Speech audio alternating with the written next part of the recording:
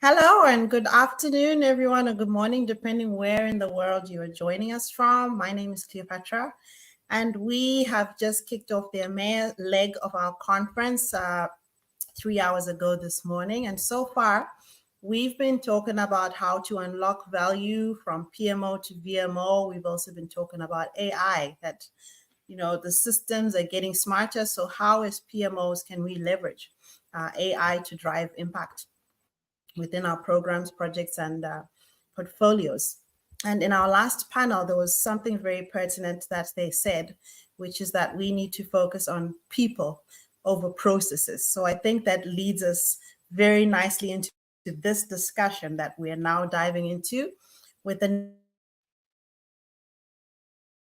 Brankova, all the way from Bulgaria. Very excited to have you as part of our conference. And she's going to be talking about change management, which is really the human factor and people side of our projects, programs, and portfolios. And how do we weave this within our projects? And is the fusion of change management and project management really an illusion, or is it not? So very excited to have you on board, Anita. Just before I hand over to her to introduce herself a bit more, if you are joining us for the first time in this session, some quick housekeeping rules. If you have a question, we have a Q&A button. You should be able to see it right next to the chat. Please post all your questions in there, or you can also drop them in the chat. And when she's done with her presentation, we will see if we have time to pick 3 or 4 interesting questions for Anita. Also, thank you to our sponsors. And we do have sponsor booths. So during the break, please do go ahead and check out our sponsors and see what they're about and very exciting things that they have to offer you as PMOs. So thank you for joining, and let's have a bit of fun. Let us know in the chat where you are joining us from. And over to you, Anita. Thank you, Cleopatra. Let me start really expressing my gratitude to you and to everyone organizing this great conference. I know it's a volunteer effort, so it's even greatly appreciated. Also, thank you to the sponsors for enabling us to be here. And last but not least, thank you to everyone who joined this session. I think it's really important for us as project and change professionals and leaders to share experiences and to learn from each other. It's difficult to rise above day-to-day challenges we have in our jobs. And I think the profession is where it is today just because of leaders and professionals as you are. Now, before I jump to really the content, let me just check whether I can load my presentation so you could see. It's really not the focus, the slides, but still they will help us visualize better and enable the discussion. So it should come in a while.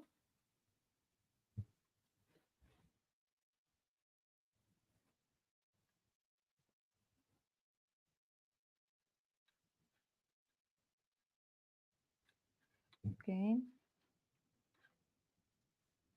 Do you see it already? It's loading. Awesome. All is good to go. Thank you very much. Okay, a bit about me, maybe apart from what you see is really my project management career and work started far away before my change management career. And it has nothing to do with the roles that I had throughout close to 20 years experience, totally in the portfolio and project management ecosystem. It's more about my maturity.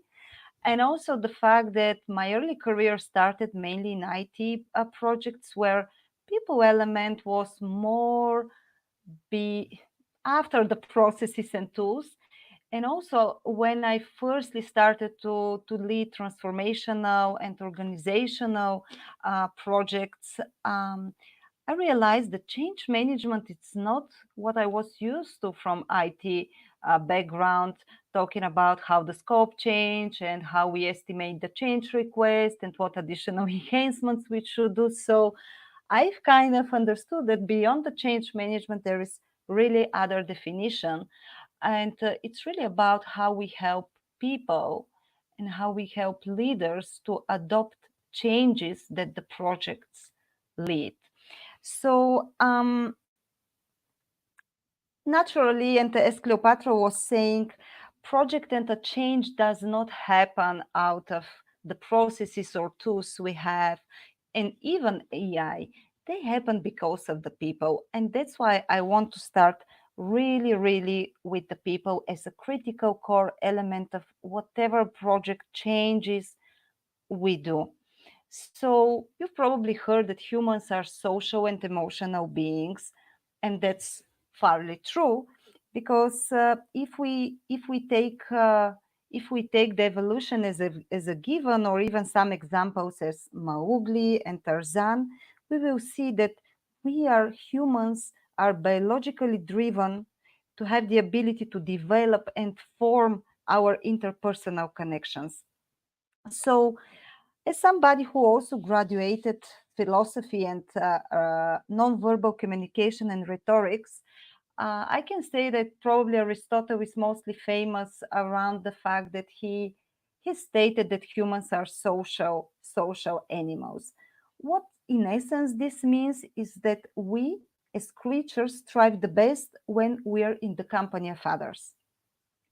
So let me start with or let's try to imagine a situation. We are in a good company, we sit in a nice cafe, we drink hot tea or chocolate or coffee, however we prefer it. We sit next to a door, to a window, and out of the blue, suddenly a dog starts barking at us. Our first reaction would be scared. We would be scared. Surprised. Maybe if we are a woman, we might even scream, right? And after just a few seconds, we'll start realizing that there is no danger for us. There is nothing that could harm us in this situation. So if I need to translate it to how this goes into the brain, is that our body reacted first, and then our mind reacted second. So again, if we take evolution as a given, or even revolution, we might say, and there is this famous theory that in the last 60 to 70 years, it's already confirmed by majority of the scientists around neurology, is that actually our brain consists of three parts. Some suggest it's more evolution, some might claim that it's we are artificially developed, but the fact is that we still have those three brains. So the first one, the reptilian, and maybe this is a theory that majority of you know, but I still feel it's important to talk about this when we also talk about projects and change. So the first brain, or so-called reptilian brain, is really the one who is responsible for us breathing, for the pain response, for heart pulse, always alerting us for any life-threatening events. So this is really subconscious, and this is the brain that reacted to the dog from the story before a while. Then naturally we have the second layer, which is a so-called limbic system. And here we start talking about more emotions, pleasure, memory, smell, but still here we don't have any language. And out of curiosity, I can share out of my studies back into rhetorics, is that actually when military trainers actually really work a lot on the limbic level with the soldiers and how they do their trainings. But that's a side topic. It's really there where we start kind of realizing a bit more on our reptilian responses. And then the last is the cortex or neocortex, you might also see it, or simply to call it the human brain, which starts to conduct the logical, the intellectual, the rational tasks, the associations. Here, this is where the language also comes. Now, if I need to conclude, our human brain is the smartest, but our reptilian brain is fastest. So I want you to remember a bit that when we talk about the change. So change in its essence is actually our brain making new neural pathways. So just a cluster of a lot of new neurons. So how this really translates to a change? Imagine you want to learn how to play a guitar, or you need to use a new system because, I don't know, you just implemented some AI in your workspace. And then it's really about your brain making these new neural pathways through repetition. The more you do one and the same thing, the stronger this pathway is. And now comes the change. You either need to break this pathway, or you need to start from a scratch a new one. So an example of breaking is, I don't know, I need to give up an old I need I need to stop smoking, or I need to start doing a new tasks at work, which I don't know, I'm scared. So it's really about, on biological level, the change happens difficultly. So this is really on reptilian, on limbic system level. Now, what makes it easier though is actually the motivation we have. So if we look at life, it's a constant change. What sometimes it makes it easier that we know what to expect. Imagine a baby growing to a toddler, and maybe a lot of you are parents of teenagers, this period when a toddler becomes a teenager. So this is really a change that happens with our body, and our mind needs to react. And now moving a bit more to the change itself. So if the change is inevitable, already happens, this is the change curve which comes like close to 67 years ago, where Kubler-Ross actually described each and every change to be adopted. It goes through a curve. And it's very similar to what a loss, how we would experience the loss of a close person. So first we go through a shock, we can't believe it, we don't accept it, then we think it's not true, maybe it's a mistake, maybe I haven't understood, and then it's really the frustration and depression. So in this first part, it's really the resistant phase, which we can see whatever change comes. And then we have the acceptance phase. Let's try the new thing. Let's probably experiment how it will be in this new environment or doing this new thing. Now, our role actually here, we cannot change this change curve, but what we can do is either accelerate people or even ourselves go through the change curve faster, but not skipping any of the stages, because if we skip a stage, then probably we haven't gone very effectively through the curve, and at a certain moment we might think that we are already integrated into the new setup, but we will have a couple of iterations back until we go through the whole cycle and curve in this case. So our role is really to try to accelerate through the phases and support and help people go through those phases. So, and maybe also back to the story for the brain. In this phase, the three brains are actually talking to each other. They're trying to talk to each other, because every change, any unexpected event, or any event that happens, but we are not sure what to expect out of it, or our reptilian brain reacts. Like, first is, these are the basic emotions that we have. They're like fear, our life is threatened, there is an alert happening in our body.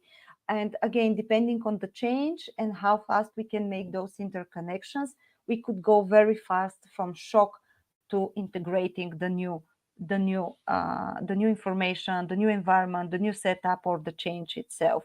And again, example with the dog. Actually, this curve, it's really like shortcutted from the shock, then you fully go to integration, because it's very fast, well developed connection between those two brains. And sometimes when people think, oh, I feel there are a couple of voices in my head, and they are talking to each other totally different, it's actually really those different parts of the brain that are trying to accommodate the information and the inputs that are coming from the outside world. Now, again, this is how we as humans experience change, through this change curve. But when we talk about projects, when we talk about huge implementations, again, a system, new organizational designs in the companies that we work, new processes that we need to follow, a new manager that we need to accommodate, it's really about change management, really how we strategize, what processes and what structure we put to actually help people go through the curve, and same time implement whatever the project is assigned to deliver. So and probably this is the other, some of you probably heard, and it's not the only one, but I've picked the ProSci methodology around organized change management, where we really need to decide how the project milestones and what we do, how they interconnect with this methodology and with the change curves. So at which moment of time we will share with the people, and let's take an example, we are implementing a system, users, that there will be a change in the way how they work. So, and how then we talk about this change and how we describe it so they want to be part of it. And then how we translate their current situation to their future situation, what changes for them. This, of course, it's backed up with processes, tools, methodologies, but in essence, it's really the human brain behind the change which we need to work on. So even we implement a system, if no one uses the functionalities, if no one follows the process, then we still haven't well implemented our project, because naturally, and that's probably the fusion I want a bit to talk as well, naturally every project is a change. And in my initial interactions with the professional change management, I was like really thinking, why we segregate this? It's really, it should act in very integrated manner, and even we might have different we might have change manager, project manager, program lead, sponsor. These two capabilities should really be integrated in one holistic plan, because ultimately we do projects for people and with people. So so each project is a change, and again we keep at the back of our mind that the human brain needs to process this change in a certain way, and it takes time. When we talk for whatever change the project would bring, it's really important for us to be able to say what this change means for for the specific, give me a second, sorry, for the specific person or user. What's in for me? That's really what we need to be able to share. I'm very sorry, I need really for a while. That was not part of the plan.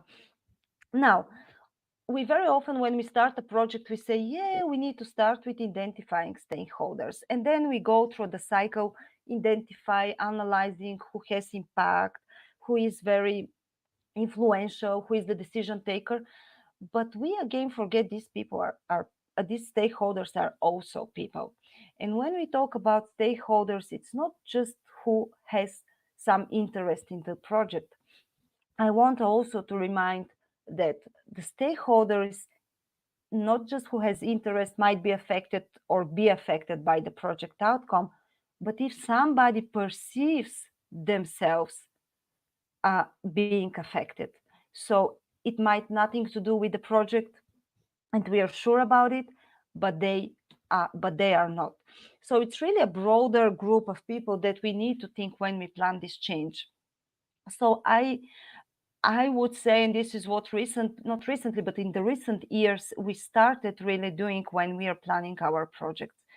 Think first of stakeholders as human beings, because also they need to go to specific change curve, whatever role they have into the project. Do the change impact assessment along with analyzing stakeholders, because this would define what the change means to me and what's the benefit I have out of this change. And this will help the project team accelerate the change curve.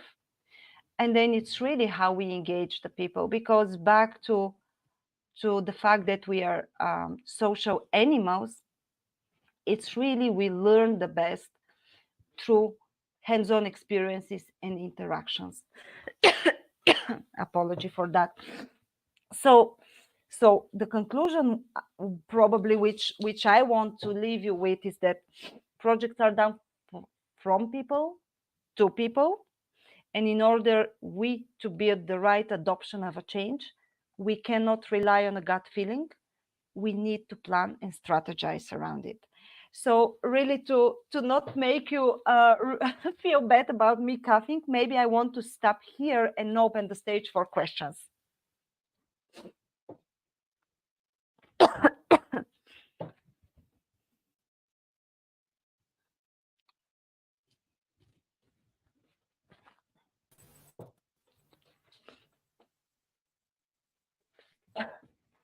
Okay, thank you, Anita. That was a wonderful presentation. I love the neurology elements being considered as part of our projects, programs, and portfolios. And I also love the mention of the change impact assessment, because I think this is one element that is constantly overlooked, especially on major programs, digitization projects, especially across business process reengineering projects. So this is one critical element that needs to be taken into account for us to understand how our projects will change our business as usual. So thank you for those insights. I don't see any questions on the Q&A or in the chats, but maybe to wrap up, would you like to just summarize some of the first steps that somebody could take to put change management if they've never had change management or never heard of it? What are the 2 or 3 first steps that they can take as quick wins? Yeah, indeed. I think there is a question. What do you recommend to PMs to adopt changes in their projects? Well, Great. Again, there is not one size fit all, but first of all, I would say that each and every project team member, not just project managers, need to educate themselves and look for more information. What is professional change management? That's definitely the first step. And then secondly, decide what is the scale of the project. Is it that the project manager themselves could handle, or they really need a professional change manager to help them support? And then the third one is really about starting with the people. Translating what does this change mean to the groups of people we have identified or stakeholders we have identified. What does it mean? That message needs to be clear, because we've seen many companies saying, yeah, we are doing great things, we are implementing AI. But then when you go on the desk on an employee who is doing their day-to-day, they would say, okay, how I use it, how this would help me, why I should care. So it's really about the third one. It's translate what does the change mean to the different stakeholder groups we have identified. Thank you, great question. And once again, apology about me coughing. It wasn't planned at all. Okay, we have a follow-up question. There are various organizational change models. Which one do you recommend? Well, the ones probably that I've picked to share, it's really around ADKAR, because it's really simple and allows to be adjusted to the needs. I'm not a fan of giving straightforward advices how it should be done, because it needs to be tailored. It needs to be personalized. It needs to be really around the people, depending on the audiences we have, the businesses we operate, the change itself. But I think following these simple steps around ADKAR and ProCI, it's really what would be a great starting point.